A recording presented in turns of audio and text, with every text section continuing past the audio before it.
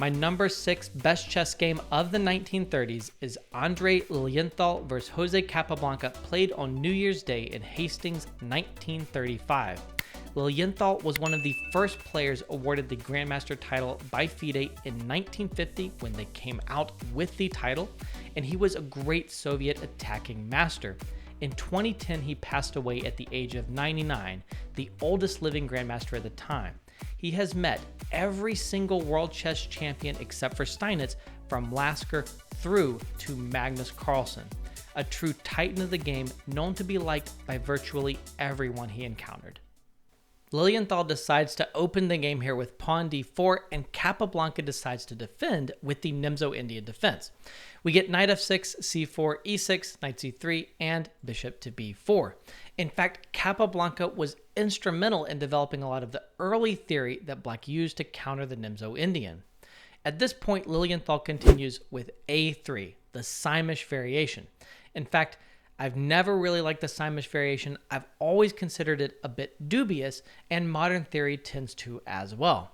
In many cases, black is going to capture on c3 anyway, so why would I want to use a tempo on a3? That tempo could be better used for practically anything else. However, I do understand why a lot of attacking players are drawn to this line. You define the lines of combat early, forcing black to capture on c3, and then going about your business of building a big pawn center and often sacrificing a pawn as quickly as possible. That is what happens in this game. We get bishop takes c3, pawn takes c3, b6, the bishop is coming to one of these squares, probably a6, but I guess we don't really know yet. Pawn to f3, big pawn center please and thank you. And now modern theories suggest knight c6. This is the most popular move. Black is immediately going for the weakness on c4. In fact, black wins a lot more games than white does in this line. But this is 1935. We can't reasonably expect the players to know modern chess opening theory, and Capablanca instead selects d5. Not a bad move, but not knight c6. Now, after pawn d5, we get bishop g5, a little bit of a pin, and the bishop is tickled with h6, bishop h4, bishop a6, putting pressure right here, and e4. Lilienthal builds his big pawn center. At this point, Capablanca needed to be greedy, and he needed to embrace chaos. These are not characteristics of his play. When you think about Capablanca's best games, you think about smooth, instructive, and beautiful games, and he won so many games like that. You don't think about many games that really embraced chaos. Here, capturing on e4 and then playing pawn g5, which loosens the king side, is going to win a pawn. The bishop pulls back, and then you capture on e4. For the sacrificed pawn, white does get to create some attacking chances. Probably not nearly enough, but some. I understand why Capablanca didn't go for this, but in trying to achieve a simpler position instead, he accepts a much worse position. He captures here on c4. And this might look like it wins a pawn, but it actually doesn't, because white immediately regains the pawn with this fork. A classic fork here, and after queen d7, queen takes c4, white is simply much, much better with this very nice pawn center. Now Capablanca plays queen c6, saying, hey, I'm Capablanca. I am fantastic if the queens leave the board. Would you like to trade queens with me? And Lilienthal, like any sensible person, plays objectively and practically the best move, queen d3 here. Knight d7 now, knight e2, rook d8. There's an idea of knight c5 and knight e5, but they don't really do anything, and Lilienthal just ignores these moves and castles. Now, at this point, Capablanca plays the third best engine move, pawn to a5, and I have to say, even though Stockfish likes this move fairly well and Capablanca is a chess genius, I don't really understand this move and I don't see what it accomplishes. Feels a little bit like Bent Larsen's idea that when you don't know what to do, push a rook pawn. Lilienthal now plays queen c2. I feel like if you're going to shuffle with the queen, queen e3 would have been a little bit better, but both moves are pretty good here. You're getting off of the d file here. After queen c2, we see queen c4. Capablanca is trying to take advantage of the weak square in white's position. And now, we should point out an idea that has been in the position for a little while. That is pawn to e5. This is trying to act on this pin, and it forces black to counter with g5. This creates a chaotic position that is very interesting. But it's certainly not winning for white. Black does have this counter g5, and Lilienthal says, let me take away that counter. I'm going to push f4, and in addition to creating a really beautiful 3-pawn center, I'm now threatening e5, and you can't use your counter because I control the g5 square. After f4, the rook must move off of d8. It can go to any of these 3 squares. It doesn't make a big difference, and Capablanca decides on rook c8. Lilienthal pushes forward with pawn to f5, and things are definitely getting scary for Capablanca. Here, probably the best move was castling, but I understand why he didn't want to go for this. We have a chess engine that's helping us defend, but for a human, it looks very scary to allow pawn to e5 and then pawn to f6. The engine now says black is okay after trading on f6 and then playing king h8, but it looks pretty dangerous, and there's a lot of attacking ideas, and there are alternatives to this line that are available.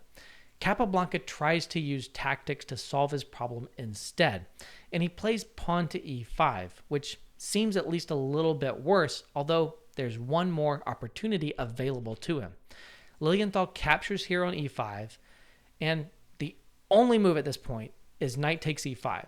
White now has multiple ideas that create some dangerous problems for black and seem to give white some advantage, like knight to f4, but the game is still quite complex.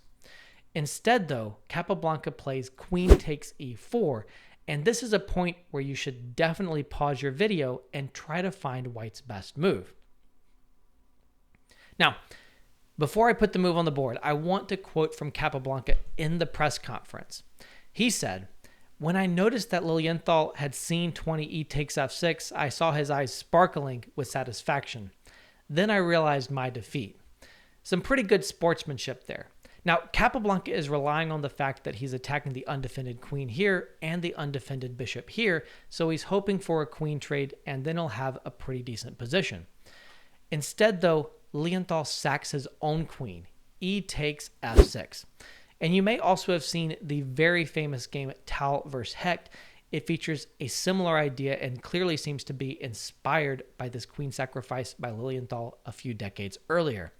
After pawn takes f6, almost a full queen is sacrificed, a queen for a knight here, and although white is now creating a lot of threats against the king on the e-file, it seems like black should be able to defend, right? I mean, the knight is even in the path of white's attack on the e-file, and white is sacrificing so much material. But everything is working perfectly, and black is just crushed. Queen takes c2, pawn takes g7, which threatens to capture the rook and to make a new queen, which would just give white a huge material advantage. Notice also that the bishop here on h4 is acting like a seatbelt, holding the black king in conjunction with the pawn here. The black king can just move nowhere. The rook must move over to g8, and now knight to d4. The queen is attacked on c2, and there's an idea of putting either rook on the e-file, which is just crushing. One defensive idea here that Capablanca did not try is queen a4. Then you just play a rook to e1. It doesn't matter which rook. Knight e5, and for a moment you're like, yay, I've got an escape square on d7. I'm going to run for it, and maybe I'll survive.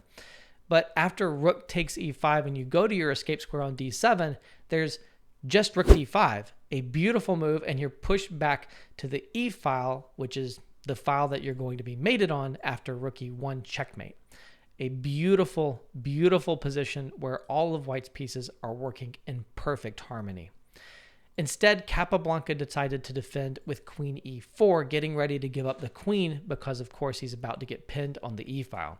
The problem is that it's not just about the material here. He's losing his material back, but he's still coming under attack, and he will lose more than just his queen. Rook a to e1. Now, Capablanca decides on knight c5, but I also want to point out here, there was an idea of queen e5, which is similar to knight c5, just trying to defend the queen with the knight. And yes, you can take here and then play rook over to e1. That totally wins as well. But even better, +8 according to the engine, is the move pawn to f6. And I just wanted to show this because it's so beautiful. The position is just such an absolute clamp here. You can't even go to d8 because there's knight to c6, among other really nice moves. And yeah, absolutely crushing for white, despite the fact that in this current position, he only has one minor piece for the queen. Capablanca, as said, played knight c5 instead. We just take the queen, rook takes e4, knight takes e4, and we go to the open file with rook e1. There's no way to defend the knight, so it's falling, and white will have what seems a small material advantage. Rook takes g7 because you do lose that pawn. Rook takes e4 check, and king d7. In fact, in this position, white only has one pawn up in terms of material. You've got a bishop and knight for a rook. There are also other advantages in the white position, like the fact that all of your pieces are more active, and you can play moves like pawn to f6 and rook e7, or rook e7 and then pawn to f6, or bishop f6, and it's +5 according to the chess engine. But to be honest, I'm quite surprised that Capablanca decided to resign without waiting for his opponent's move in this position. I can understand, though, it is New Year's Day, and there's not much point and not much satisfaction to be had in trying to defend for a long time in a position that is objectively lost against a very, very strong grandmaster opponent. Grandmaster to be once the title came out in any case.